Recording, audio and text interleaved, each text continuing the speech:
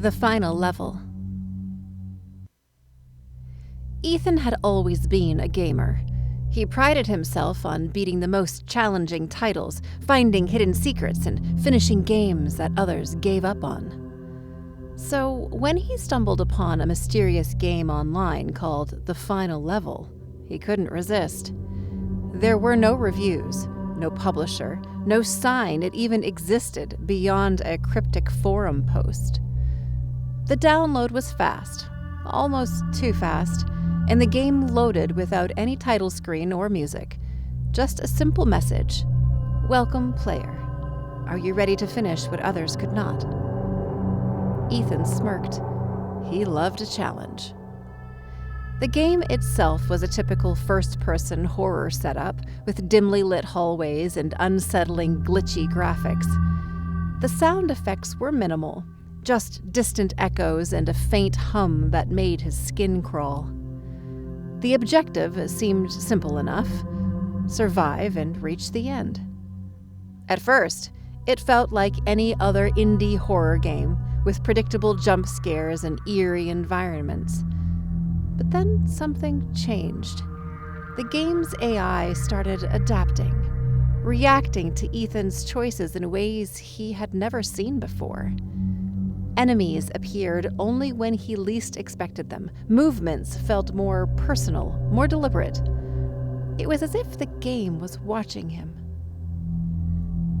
After a few hours, Ethan hit a checkpoint that felt wrong. The room on the screen looked familiar. It was an exact replica of his own bedroom. Every detail perfectly rendered, down to the clutter on his desk and the gaming chair he was sitting in. The eerie hum grew louder, vibrating through his headphones.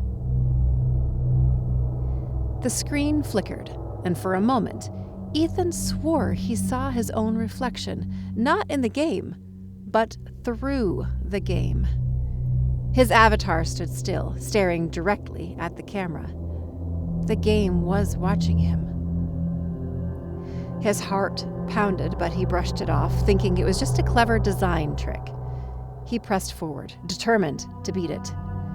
But as he navigated through his digital copy of his home, the game grew darker, the shadows deeper. He entered the hallway, and the lights in the game flickered and went out. Suddenly there was a knock at his front door. Ethan pulled off his headset, startled. He hadn't ordered anything, and it was late. Tentatively, he approached the door and peered through the peephole. No one was there. His phone buzzed, a text message from an unknown number. Keep playing. A chill ran down his spine, but he couldn't resist the pull of the game. He sat back down and resumed playing. The knock from the game echoed again, this time louder. His avatar approached the front door of the digital house, his house, and opened it. The screen went black. Ethan sat frozen, waiting for the game to load the next scene, but nothing happened. After a few minutes, a single word flashed across the screen. Run.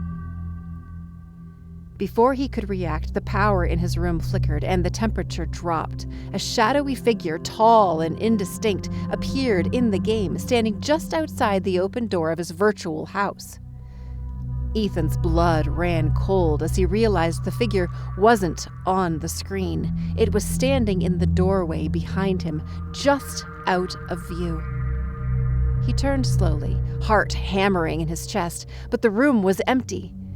He could still feel something watching him. The game's sound now bled into reality, heavy breathing, distant footsteps, and the same low hum that had followed him throughout the game.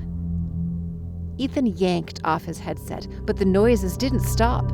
His heart raced as he glanced around his room. Everything felt off, like he wasn't alone anymore. His phone buzzed again. Another message. You can't stop. Finish the game. Without thinking, he grabbed the controller and resumed. The figure was getting closer, moving through his house toward his room, a slow and deliberate pace. Ethan's hands trembled as he guided his avatar through the game, desperately searching for a way to end it. But no matter how far he ran in the game, the shadow was always there, one step behind, mirroring the terror in his real world. Suddenly, the avatar stopped, frozen in place. Ethan mashed the controls, but nothing worked. The shadow loomed just behind the avatar now, filling the screen with darkness. A final message appeared. You lose. The shadow surged forward, enveloping the screen. At that exact moment, the lights in Ethan's room went out, plunging him into darkness. He stood up, stumbling, but the heavy breathing was still there, closer now, almost inside his ear. Then, a whisper. I'm here. Something cold brushed his neck. He screamed, spinning around, but there was nothing there. His phone buzzed once more in the darkness. Hands shaking, he looked down at the message. Game over. And the shadow stepped out of the screen.